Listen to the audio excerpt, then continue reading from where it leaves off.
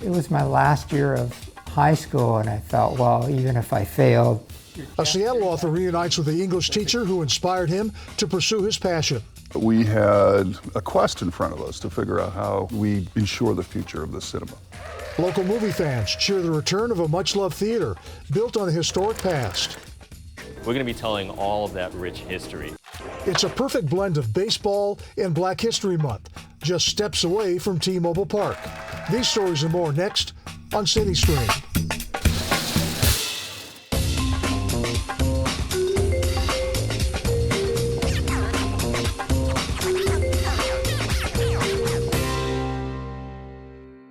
Hello, I'm Dennis Bounds, and welcome to CityStream from Seattle's Mount Baker neighborhood.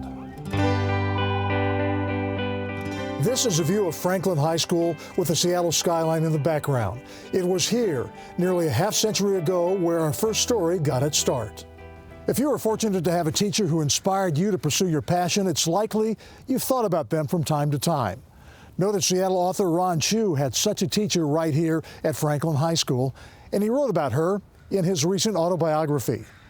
That led to a reunion nearly 50 years in the making. Producers Randy Eng and Shannon G have more.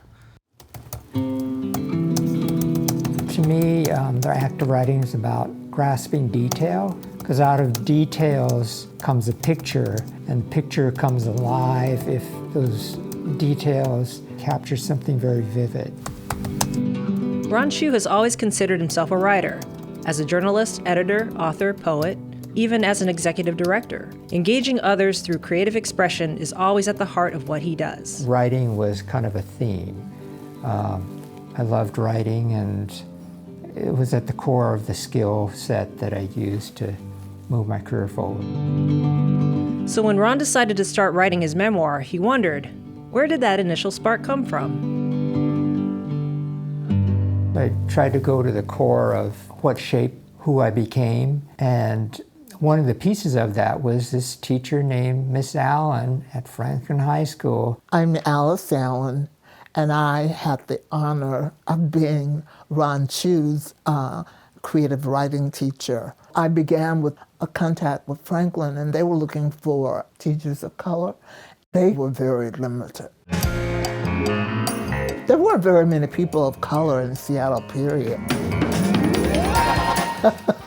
It was a time of revolution, and the kids, they knew very few black people and almost none from the South. They were trying to diversify the staff, so you noticed that happening. But to me, Miss Allen she was a good teacher. She did have a big afro, I remember that. Sometimes it would be big and sometimes it would be short. And when I would change the cut, some boys in my class, these were white boys, would throw spitballs at my hair. This really happened. They were very feisty. They had just gained the freedom to talk to teachers any way they wanted to. I mean, they had that kind of freedom about themselves.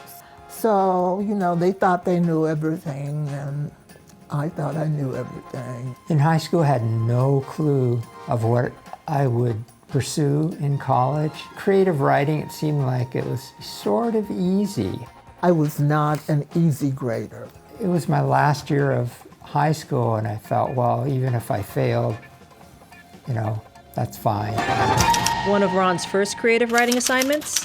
To write a descriptive poem that uses all 5 senses. One of the things that made writing good was the reality that it was able to project, the pictures.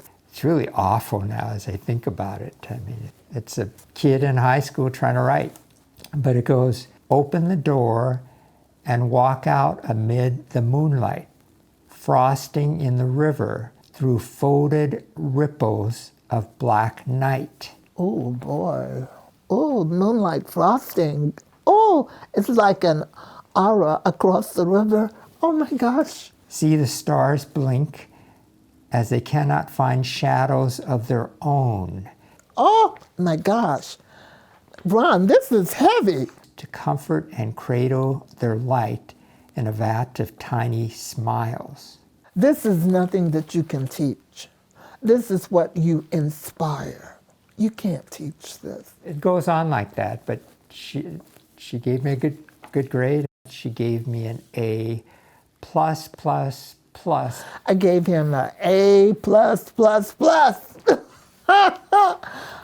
Oh, For a teacher to respond positively to a student had a huge impact on me. a teacher never knows really where his or her inspiration really stops.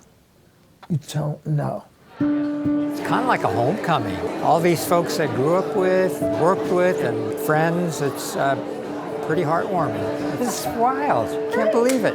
Alice was an important part of my journey to becoming a writer and creating this book. Without her, I would not have become a writer.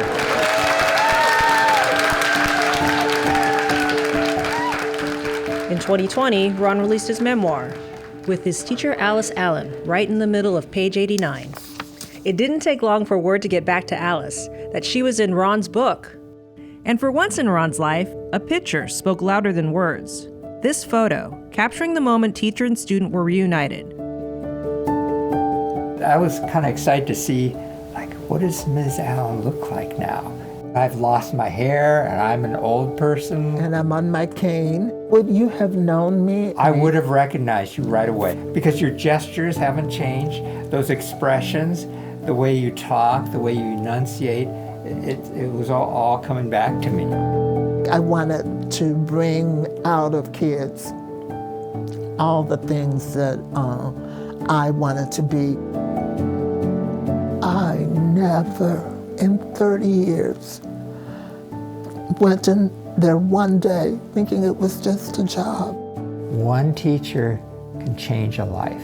That person's encouragement can nudge somebody forward in a way that can change a life.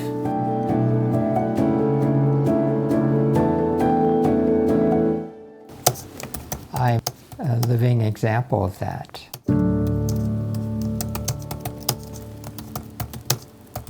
Once Ron and Alice reunited, they realized that they had lived only a mile apart all this time.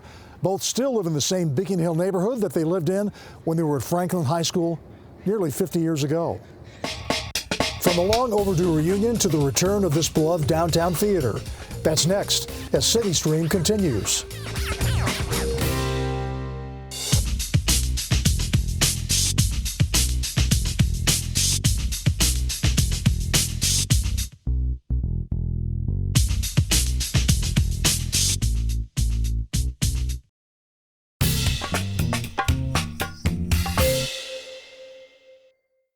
This city has a long love affair with the movies, and beloved movie theaters have existed in nearly every Seattle neighborhood for more than a century.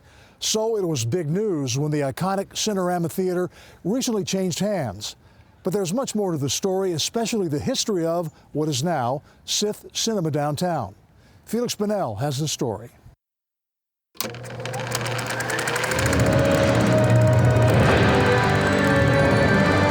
When you start getting close to the screen, you start realizing just how huge it is. Now, this is a single, piece of fabric, 97 feet wide. Tom Mara, director of the Seattle International Film Festival, or SIFF, is right. The screen is huge.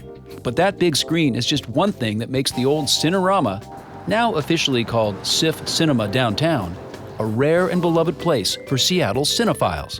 As you know, this is a beloved theater, and not only folks love it, but it also plays, I think, a symbolic role in terms of bringing the city back into a vibrancy. To truly understand what this theater means, you have to go back to the beginning, to when movies were first taking the world, and Seattle, by storm. This is Seattle, Washington, a city in a beautiful region. Like any big American city in the early 20th century, Seattle was home to dozens of theaters, on the streets of downtown, but also in many neighborhoods too.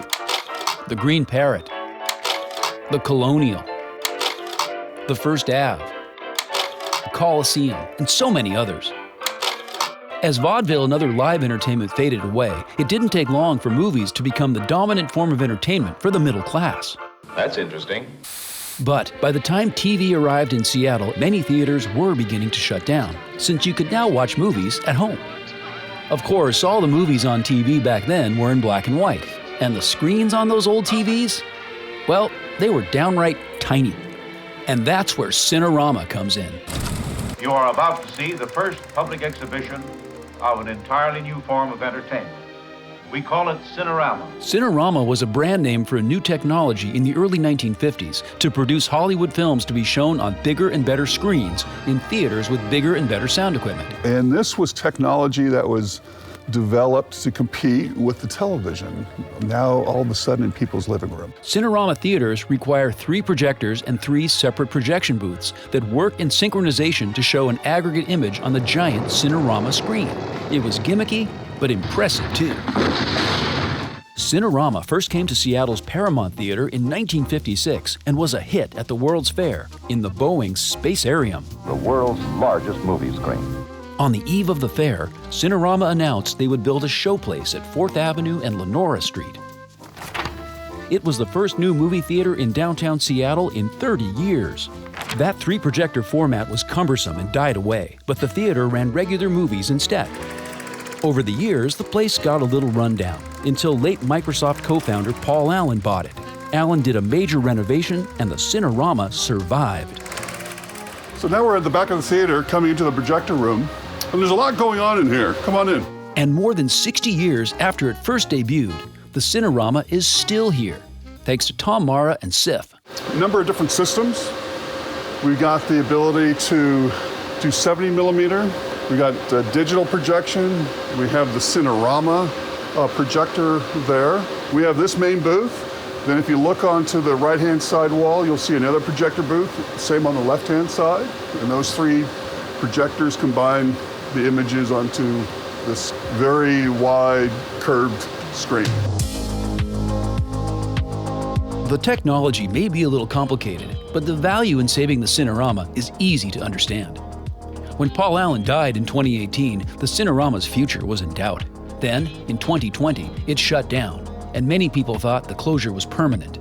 So, when he took the job to lead SIFF in 2022, Tom Mara's #1 priority was clear. 10 minutes of day 1 of my job at SIFF, it was clear that we had a quest in front of us to figure out how we ensure the future of the cinema.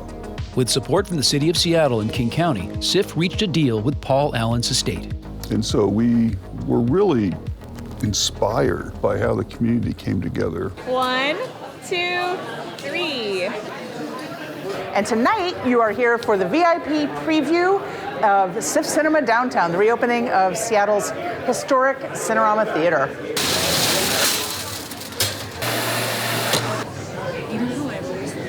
Welcome to SIFF Cinema Downtown. Thank you so much for your championship.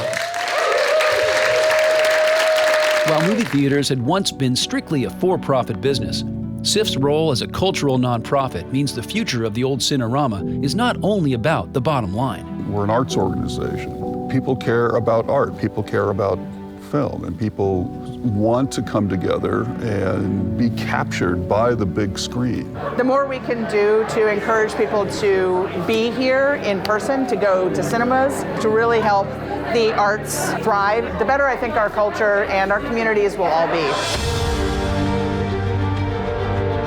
The big screen, comfortable seats, an incredible sound system, and okay, the famous chocolate popcorn too. All add up to a unique cinematic experience. But for Tom Mara, it's about the people too. I just know for one, I'll always have fun hanging out in the lobby and just watching people come in and getting ready for the lights to go down, which I think is one of the finest moments in life, when the lights start going down and you get ready for your adventure. And the transformation of Cinerama to SIFF Cinema Downtown is one adventure that movie lovers in Seattle will be thrilled to enjoy for decades to come.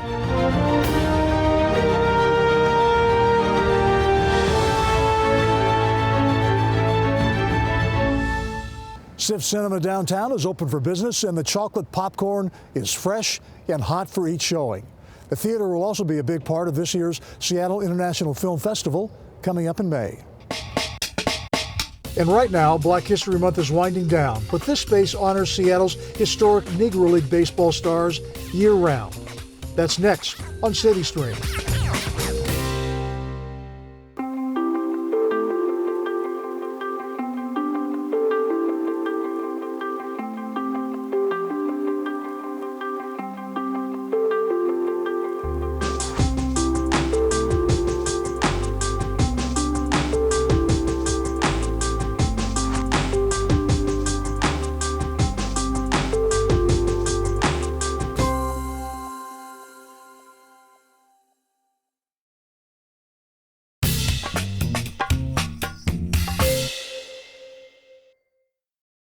Now that the Mariners spring training games have just begun and Black History Month is winding down, our next story combines a bit of both.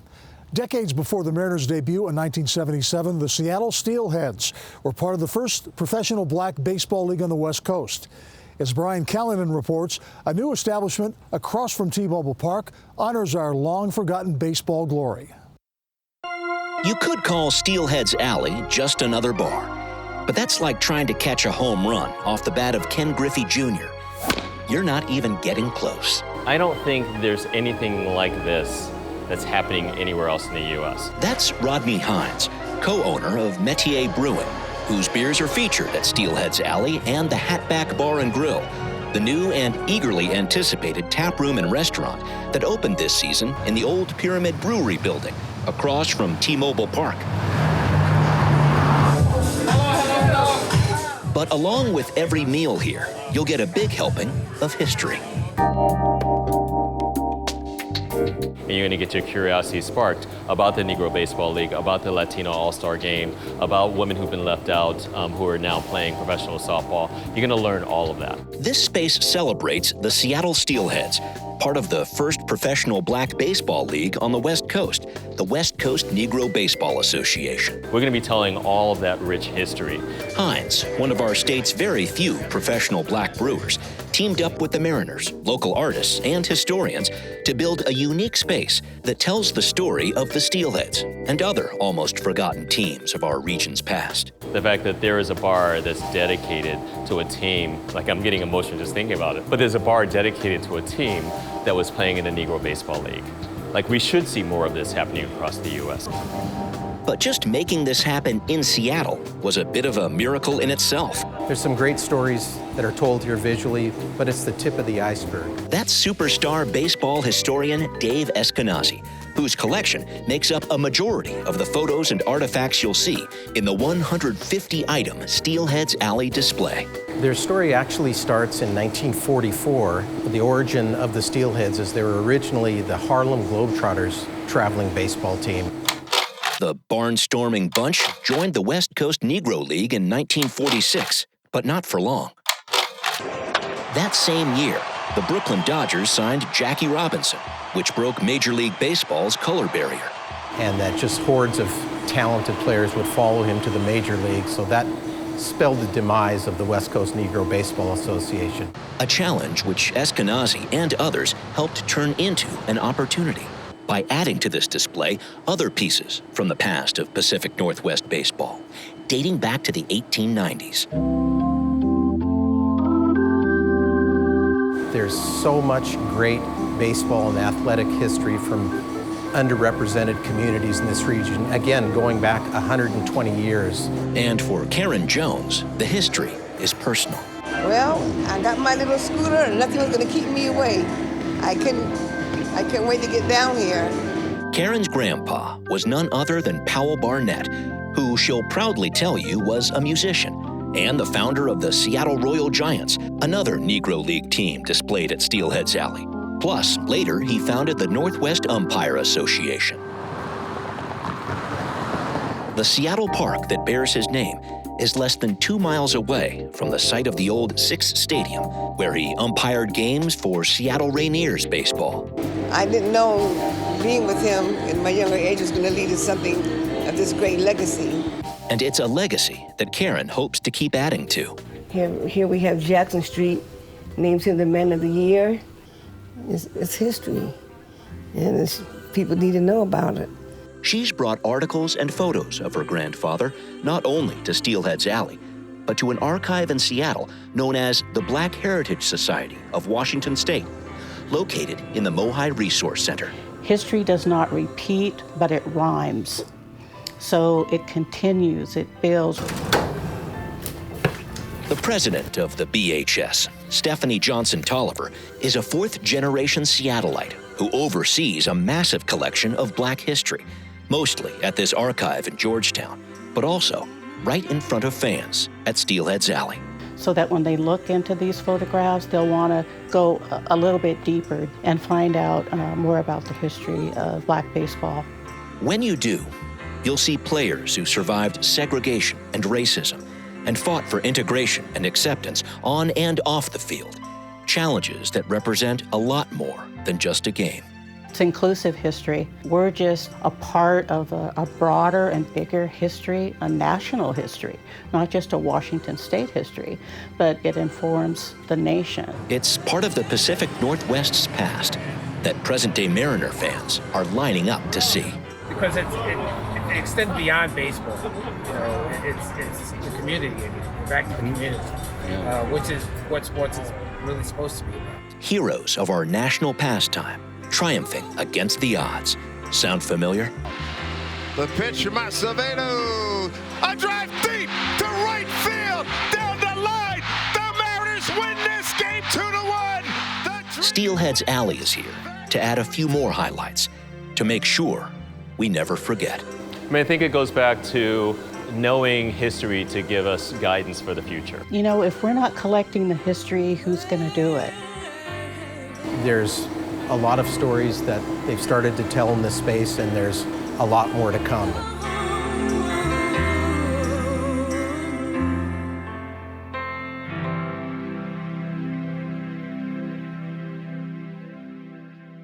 From America's pastime to the world's longest-running comedy variety celebration, fans of Seattle's Moisture Festival don't have long to wait. This year's event begins March 21st, runs through April 14th, and it promises to dazzle and amaze. Producers Kathy Toohey and Valerie Vaza attended last year's festival, and they say yes, it's a zany good time. Are we going? Is it rolling? Do we need to do the snap? Snap! Begin!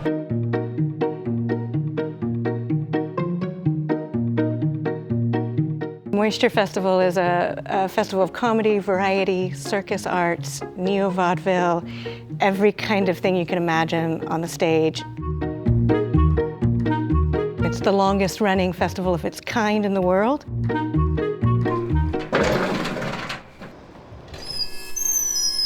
All shows are here at Broadway Performance Hall. Yeah, this is mine. No costumes. We've got 4 weeks of shows. The first 3 weeks of shows are variety arts. The final week, 4th week, is burlesque shows. And then closing night of the 4th week is another variety show to close out the whole festival. In 2004, the first festival was held in a tent in a parking lot in Fremont. One of the key things about this festival is I was at a festival in Berlin. It was a comedy variety festival there. And so I came back and talked to Mark DeVee and Tim First. Said, why don't we try this in Seattle? And so we didn't know it was going to last 18 years. After that first year, we were invited to relocate to Hales Palladium. And now we're here at the Broadway Performance Hall on Capitol Hill. Sometimes we just shake our heads and go, how does this even work? How does it even work? It works because of our over 250 volunteers. The people you see at the box office. Welcome, glad you're here. All the way up through the lobby, our concessions, all the crew working the shows, all the people working backstage with our artists to make their experience amazing. Is this gonna work for you? That is all volunteers. So nice to finally meet you. Works are going out. Right now they're on the heads up. The yellow balls, you need It's white purple, and purple, blue, purple with and blue. white, White, white, blue, white, red, white, purple, white, green. No. The balls will glow. Yeah. Jen Wensrich is the heart and soul of Moisture Festival. She holds all the keys and all the secrets, and she knows everything there is about this festival. It would not happen without her. This year we have 156 artists performing, and one of the reasons they come here is for the camaraderie. Because they're always performing in different places. You know, this fair, or that theater, or that cruise ship, but they never get to hang out together. And this festival lets them all hang out together. Where have you been? Where have you been? Tell me where I can get a gig, blah, blah, blah. You know, they have fun together. The other thing about the camaraderie is that the artists and the volunteers all share a meal at the end of the show. The volunteers get to know the artists. The artists get to know these people in Seattle who come and work long hours to put these shows on. Ron Bailey, he is, we call him our Scottish leprechaun.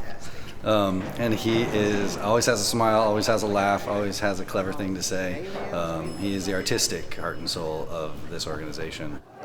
Don't talk about RB. Ron Bailey should never be mentioned in public. We should keep that private. We only talk about him in the restroom. Oh, yeah. Hey! Yeah. I just cover this bass and that bass and do whatever's necessary. And I'm also a musician, so every now and again I'll sing a little song. Why do they call it the Moisture Festival? I want to give you my 2 cents. The live show bands really are a key part of what makes this thing happen. And each week has a different show band. So when you have a live band accompanying the artist, that's a beautiful thing, a beautiful thing. The last week of shows at the festival are burlesque shows. If you've never been to a burlesque show, they are so much fun. I mean, it's basically sexual humor, and it's not lewd at all. It's not lewd. There's so many creative approaches to how one takes this off and puts that on.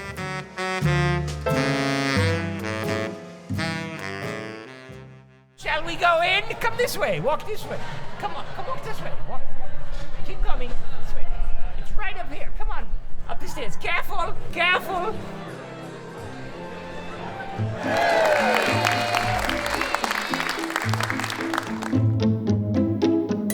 You know, it's hard to describe really why I love this kind of entertainment so much. I believe in laughter, and I believe in appreciating some of these bizarre skills we see on the stage.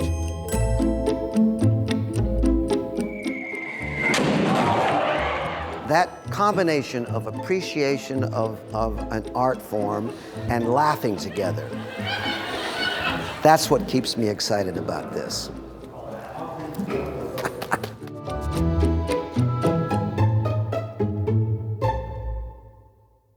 Once again, this is the 20th anniversary of Seattle's Moisture Festival.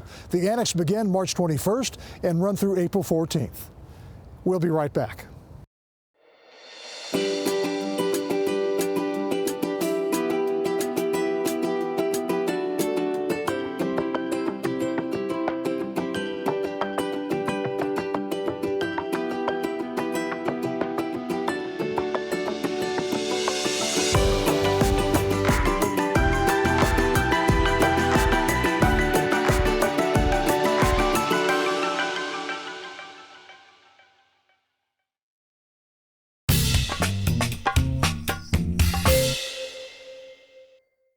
That wraps up this edition of CityStream. If you'd like to see more outstanding Seattle Channel programs, go to our website, seattle.gov, and search for feature shows. I'm Dennis Bounds. Thanks for watching.